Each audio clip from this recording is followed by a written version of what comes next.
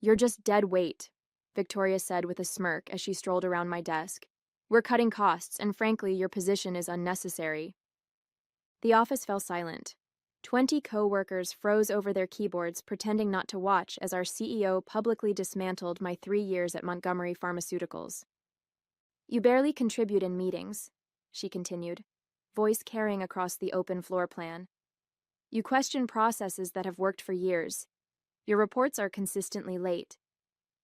None of that was true, but I maintained my composure, hands folded calmly in my lap. You have until the end of the day to clear out your desk. HR has your paperwork. Victoria's heels clicked triumphantly as she walked away, not bothering to lower her voice as she added, Some people just don't understand what it takes to succeed in this industry. I smiled and responded simply, Fine, fire me. Victoria paused mid-stride, clearly disappointed by my calm acceptance. She'd expected tears or pleading, not quiet dignity. I'm Eve Montgomery, 47 years old, and what Victoria doesn't know is that I own 87% of the company that bears my family name. 3 years ago, I stepped down as the public face of Montgomery Pharmaceuticals when my father passed away, leaving me controlling interest.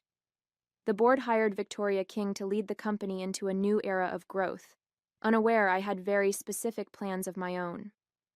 Rather than watching from afar, I wanted to understand how our company operated from the inside. With a new hairstyle, my mother's maiden name on my ID badge, and a mid-level position in research analytics, I became invisible, just another employee. For 3 years, I observed.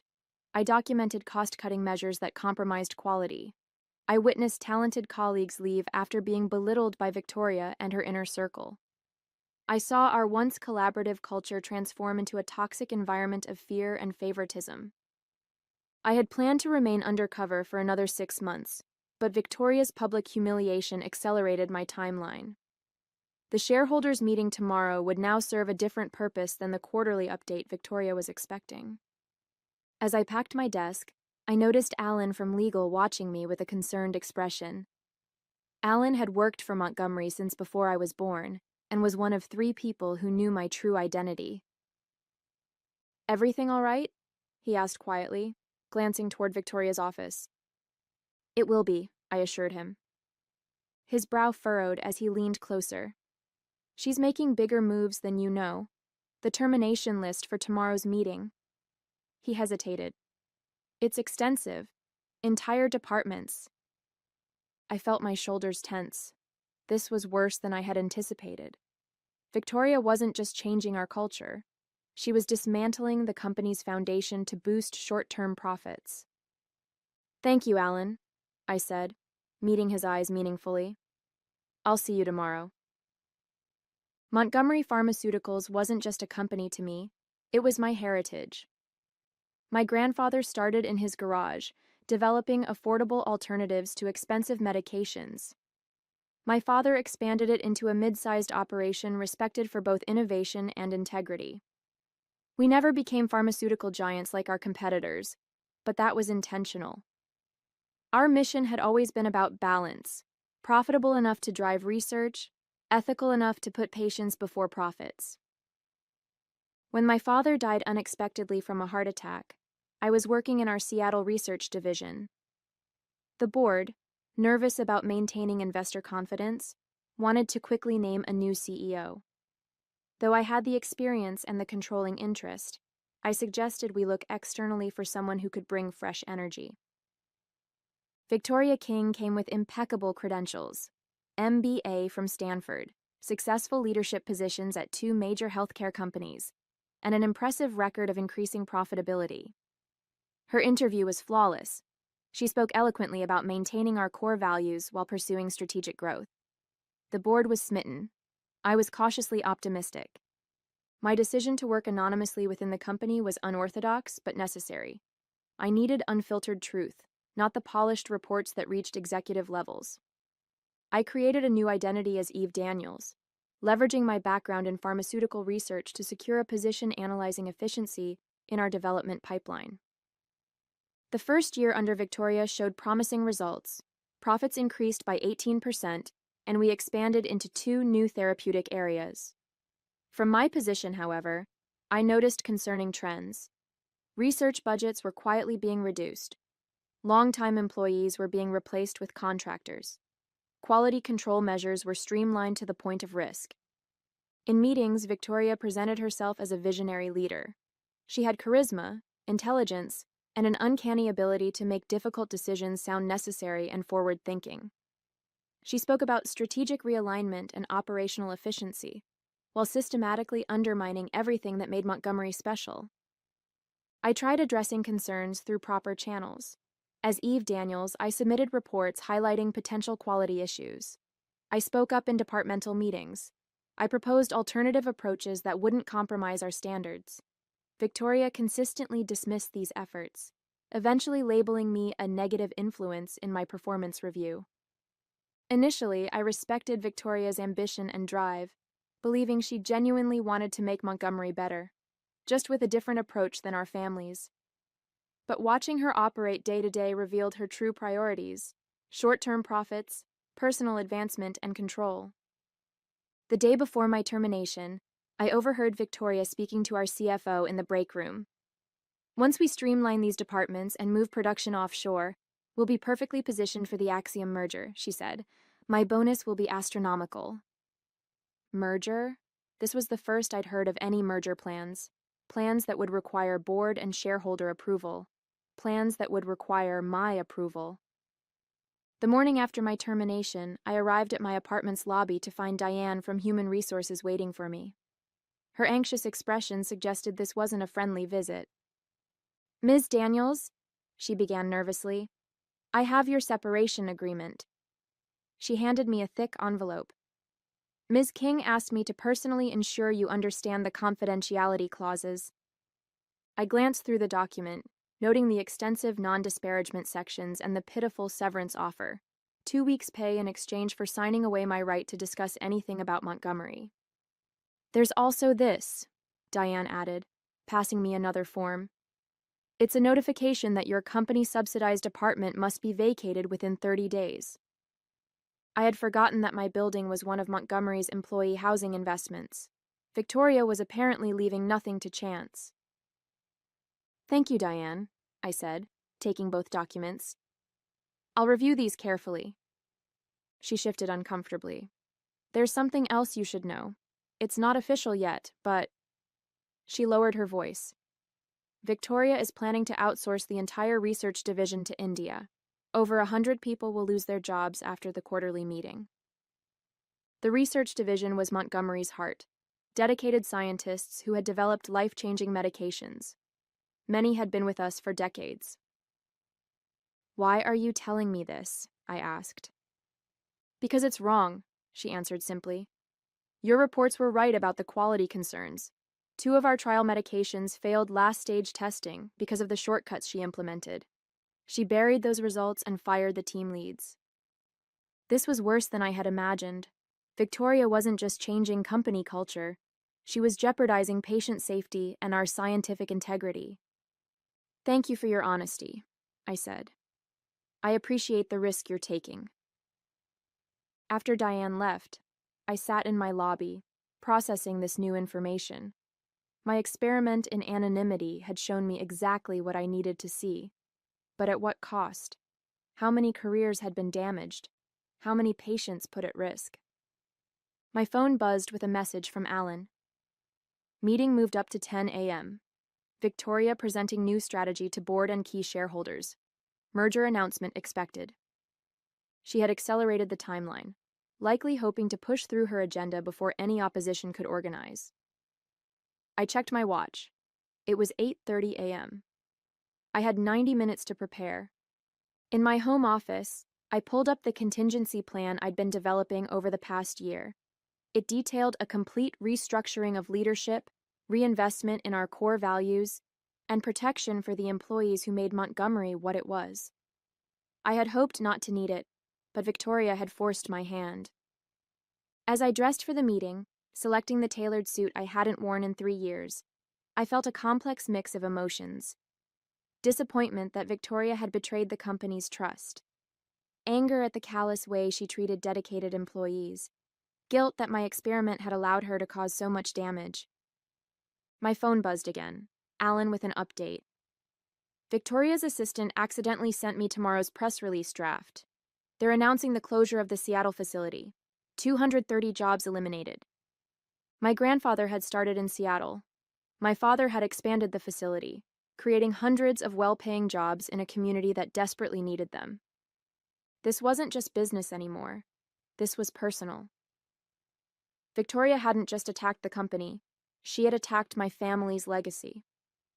I tucked my tablet into my briefcase, my resolve hardening. It was time to step out of the shadows. Montgomery Pharmaceuticals occupied the top 5 floors of a sleek building in downtown Chicago. I entered through the main lobby, nodding to security guards who didn't recognize me in my executive attire. Instead of taking the general elevator to the analytics department on the 3rd floor, I swiped a keycard I hadn't used in 3 years and entered the executive elevator. The boardroom was on the top floor, a spacious area with floor-to-ceiling windows overlooking Lake Michigan. As I approached, I could hear Victoria's confident voice through the partially open door. Unprecedented opportunity for growth.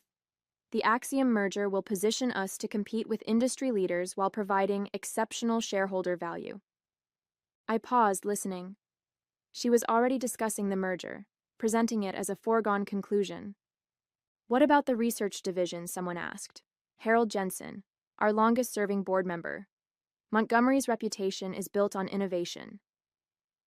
Research can be done more cost-effectively elsewhere, Victoria replied smoothly. We're trimming unnecessary expenses to maximize our appeal to Axiom. Speaking of which, I've prepared a comprehensive restructuring plan. It was time. I pushed the door open and entered. 14 faces turned toward me, expressions ranging from shock to confusion to, in Alan's case, carefully concealed satisfaction. Victoria recovered quickly. I'm sorry, this is a private meeting. Security will escort you out. She reached for the phone, but Harold spoke first. Eve, is that you? Hello, Harold, I said calmly, setting my briefcase on the table. It's been a while. Victoria's hand froze mid-reach. Eve? As in? Eve Montgomery, I confirmed, majority shareholder and former CEO. The blood drained from Victoria's face. But you're Eve Daniels from Analytics. A necessary measure to understand the company's operations firsthand, I explained, addressing the room rather than just her. And what I've learned has been illuminating. This is highly irregular, Victoria stammered, trying to regain control. Ms. Montgomery, while we appreciate your interest, this meeting is for current leadership to present our strategic vision. A vision that includes dismantling our Seattle facility, outsourcing research, and merging with Axiom Pharmaceuticals, I interrupted, all without board approval or shareholder vote. The room fell silent. Several board members exchanged concerned glances. These are preliminary discussions, Victoria insisted. Nothing has been decided. I withdrew a document from my briefcase. Then why does this press release, scheduled for tomorrow, announce these changes as finalized decisions? I placed copies in front of each board member. Victoria's expression hardened as she recognized the document her assistant had accidentally sent to Alan. This is a misunderstanding, she said, her voice tight. A draft created to explore potential scenarios. Perhaps we should discuss your termination of Eve Daniels as well, I suggested. And the pattern of removing employees who raise legitimate concerns about quality and safety? Victoria's eyes narrowed. You were underperforming. The documentation is clear. So clear that you felt the need to publicly humiliate me in front of the entire department? To immediately revoke my housing? To offer 2 weeks severance for 3 years of service? The board members were watching this exchange with growing discomfort. Victoria sensed her position weakening. I understand you're upset, she said, adopting a conciliatory tone. But these decisions, while difficult, are necessary for Montgomery's future. The pharmaceutical landscape is changing and we must adapt. For a moment, her confident demeanor made me doubt myself. She was masterful, presenting harmful cuts as inevitable adaptations. No wonder the board had been persuaded by her vision. You're right about one thing, I conceded. We do need to adapt. Victoria smiled, sensing victory. I'm glad you understand. Which is why, I continued, as the majority shareholder of Montgomery Pharmaceuticals, I'm calling for an immediate vote of no confidence in your leadership. The smile froze on Victoria's face. You can't do that. Actually, Alan interjected, sliding a document toward her. According to company bylaws, she can. Victoria's composure cracked. This is absurd. The board appointed me CEO. Only they can remove me. With all due respect, I countered, that's not entirely accurate. I distributed another document to the board members.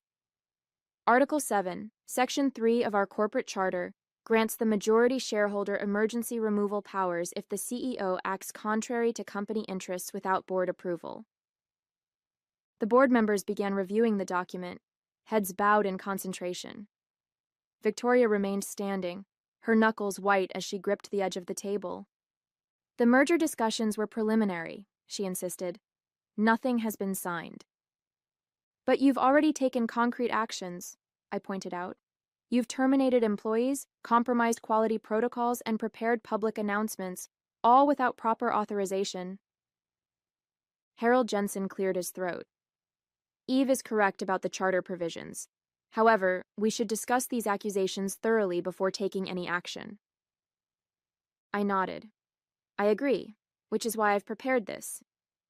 I connected my tablet to the room's display system, the screen filled with a detailed timeline of changes implemented under Victoria's leadership.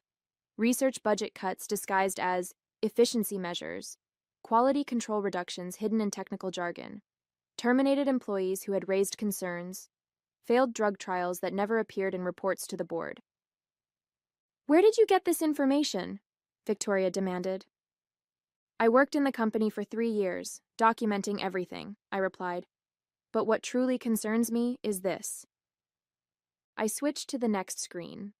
A financial analysis showing how these changes, while boosting short-term profits, had created substantial long-term risks. Pending lawsuits from patients experiencing side effects from hastily developed drugs, potential FDA violations that could result in massive fines, and the imminent loss of our most experienced researchers. The board members looked increasingly troubled. Victoria must have sensed the mood shifting because she abruptly changed tactics. Even if there were some procedural oversights, she argued, the results speak for themselves. Profits are up 42% since I took over. Our stock has nearly doubled. At what cost? I challenged. Our reputation for quality? The safety of our patients? The institutional knowledge of employees who built this company? Business requires tough decisions, Victoria said dismissively. Your father understood that, even if you don't. The mention of my father ignited something inside me. My father understood that Montgomery's success was built on integrity and innovation, not cutting corners for quick profits. Victoria smirked. Your father also understood the importance of professional leadership. He specifically requested an experienced CEO take over after his death because he wasn't confident in your abilities. The words hit like a physical blow. Had my father really doubted me? Had he shared those doubts with Victoria? That's not true, Harold interrupted, his usually calm voice sharp with anger. Robert Montgomery never said any such thing.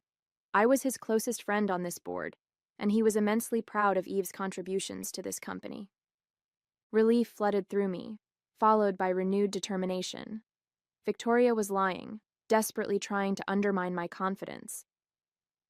Ms. King, Harold continued, I think it's time you step outside while the board discusses these matters. Victoria's expression hardened. I don't take orders from... Security can escort you if necessary, Harold suggested mildly. After Victoria reluctantly left, the boardroom erupted in concerned discussions. I remained silent, letting them process the information I'd presented. Finally, Harold called for order. Before we vote, there's something you should all know. He looked directly at me. Victoria hasn't just been planning a merger. She's been negotiating to sell Montgomery's proprietary research to Axiom separately, research Eve's team developed before Victoria arrived. Shocked murmurs filled the room. This wasn't just about jobs or cost-cutting anymore. Victoria had been planning to sell the company's most valuable assets, innovations that could help millions of patients, for her personal gain. "How do you know this?" I asked Harold. He slid a folder across the table. "Because Axiom approached me last week, thinking I was already aware of the arrangement." Inside were emails between Victoria and Axiom's CEO, discussing the sale of our research portfolio for a fraction of its value, with a substantial consulting fee directed to Victoria personally. The betrayal was complete. Victoria hadn't just compromised our company's values, she had betrayed its very purpose. The board's vote was unanimous. Victoria would be removed immediately. However, her termination alone wouldn't solve our deeper problems. The company culture had deteriorated, trust was broken, and we needed to prevent similar situations in the future. "We need to announce this change before markets close," said Elise Chen, our marketing director. "Otherwise, rumors will spread." "And what about the Seattle facility?" "The research division," asked another board member. "Victoria's team has already set those wheels in motion." "I have a comprehensive transition plan," I assured them. "But we need to move quickly. Victoria won't leave quietly." As if on cue, the boardroom door flew open. Victoria stormed in, followed by two men I didn't recognize. "This emergency board meeting violates proper notification procedures," she announced triumphantly. "My legal team agrees that any decisions made today are invalid." The lawyers behind her nodded confidently. One stepped forward. "As outside counsel for Montgomery Pharmaceuticals, I must advise the board that proper protocols for CEO removal haven't been followed." "You're not our outside counsel," Allen countered, rising from his seat. "Brenner and Associates has represented Montgomery for 30 years. "Not anymore," Victoria said smugly. "I terminated that relationship last month. Collins and Westfield now represents us." This was a complication I hadn't anticipated. If Victoria had changed our legal representation without board approval, it could create enough confusion to delay her removal. Markets would close, rumors would spread, and she might have time to implement her plans. "This is outrageous," Harold protested. "Changing legal counsel requires board approval." "Which I received," Victoria countered, producing a document. 3 board members signed off on it. I examined the document. 3 signatures appeared at the bottom, board members Victoria had personally recruited after taking over. "We need to adjourn and sort this out properly," one of Victoria's supporters suggested. "These hasty decisions could expose us to liability." Doubt crept into the room. Board members exchanged uncertain glances. I needed to act decisively. "Before we continue, I'd like to introduce someone." I pressed the intercom button. "Please send in our guest." The door opened again, and an older gentleman in an impeccable suit entered. "Hello, everyone. I apologize for the interruption." Victoria's face drained of color. "Jerome Collins. What are you doing here?" Collins, the founding partner of her supposedly new law firm, nodded politely toward Victoria before addressing the board. "I'm here at Ms. Montgomery's request to clarify a situation. Collins and Westfield has never been retained by Montgomery Pharmaceuticals. The document claiming otherwise appears to use a forged signature from my office." The room fell silent. Victoria's lawyers exchanged alarmed glances. "Furthermore," Collins continued, "I should note that impersonating legal counsel constitutes fraud. These gentlemen," he gestured to Victoria's lawyers, "are not attorneys at my firm." One of the men slipped quietly toward the door. "Additionally," Collins added, "I've reviewed the corporate charter Ms. Montgomery provided. Her authority as majority shareholder is quite clear." Victoria's desperate gambit was collapsing, but she had one card left to play. "Even if you remove me," she said, turning to the board, "you can't undo the agreements already in place.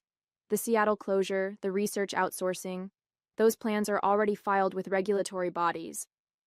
"Actually," I interjected, No regulatory filings have been submitted. I checked this morning. And our preliminary agreement with Axiom, she challenged, is subject to board approval, which it never received, Harold added. Victoria's face contorted with fury. You planned this all along, didn't you? Working undercover, gathering information, you set me up. No, Victoria, I replied calmly. You did that yourself when you prioritized short-term profits over our company's integrity. She turned to the 3 board members she had appointed. You need to support me on this. Remember our discussions about your compensation packages after the merger? The implication of improper arrangements hung in the air. 2 of her appointees shifted uncomfortably in their seats. The third, however, straightened his posture. Ms. King, are you suggesting we had some sort of personal arrangement regarding the merger? Because that would constitute a serious breach of fiduciary duty. Victoria realized too late that she had implicated herself in yet another ethical violation. Her last support on the board was evaporating. As security arrived to escort Victoria and her fake legal team from the building, I took my seat at the head of the table. The position had been mine all along. I had simply needed to reclaim it. The next morning, I arrived early for the company-wide meeting I had called. The auditorium filled quickly with anxious employees who had heard rumors but knew nothing concrete. My former colleagues from the analytics department did double takes when they saw me at the podium, dressed in executive attire rather than my usual business casual. Victoria had been scheduled to announce the strategic restructuring at this meeting. Instead, she was clearing out her office under security supervision. Good morning, I began once everyone was seated. For those who don't know me, I'm Eve Montgomery. A murmur rippled through the crowd. Some of you knew me as Eve Daniels from the analytics department. That was by design. For the past 3 years, I've worked alongside you, experiencing firsthand the changes in our company culture and operations. I outlined briefly what had transpired: Victoria's removal, the canceled merger, the saved jobs. With each revelation, the tension in the room gradually transformed into cautious relief. Yesterday, Victoria King fired me, calling me dead weight. Today, I want to address what makes someone valuable to Montgomery Pharmaceuticals. I clicked to the first slide of my presentation. Photos of employees from every department, from research scientists to maintenance staff. Value isn't determined by title or salary. It's measured by integrity, dedication, and commitment to our mission, creating affordable, effective medications that improve lives. I continued through my restructuring plan, not the one Victoria had envisioned, but one that reinforced our core values while adapting to market realities. No mass layoffs, no quality compromises, no abandoned research projects. Additionally, we're implementing a new board position specifically representing employee interests, ensuring your voices are heard at the highest level. As I spoke, I noticed my former supervisor from analytics wiping away tears. Nearby, researchers who had feared for their jobs were smiling with renewed hope. Finally, I concluded, I want to acknowledge the toxic leadership environment many of you have endured. That ends today. The auditorium erupted in applause, hesitant at first, then building to a thunderous affirmation. After the meeting, Victoria stood in the lobby, security guards flanking her as she waited for her car. She'd been permitted to collect personal belongings, but nothing else. No files, no company data, no proprietary information. I approached her, maintaining a professional distance. You won't succeed, she said, bitterness evident in her voice. The market is changing. Your father's approach is outdated. Montgomery will be obsolete within 5 years. Perhaps, I acknowledged, but will be obsolete with our integrity intact. Victoria laughed coldly. Integrity doesn't pay shareholders. Actually, sustainable growth based on quality products and ethical practices pays shareholders quite well, I countered. It just requires patience and vision beyond quarterly reports.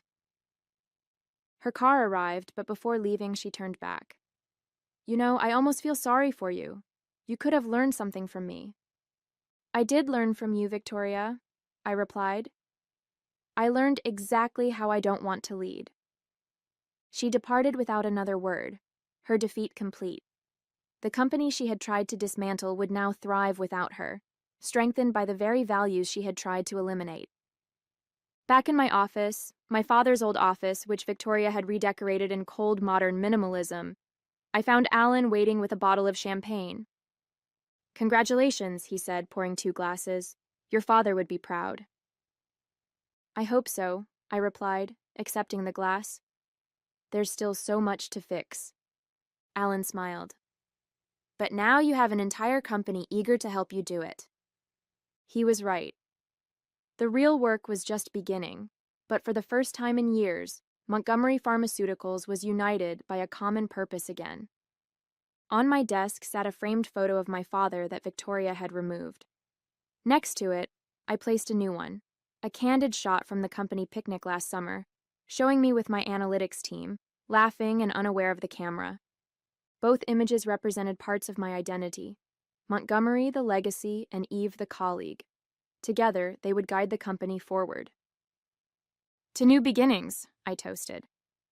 "And to the best kind of revenge," Alan added.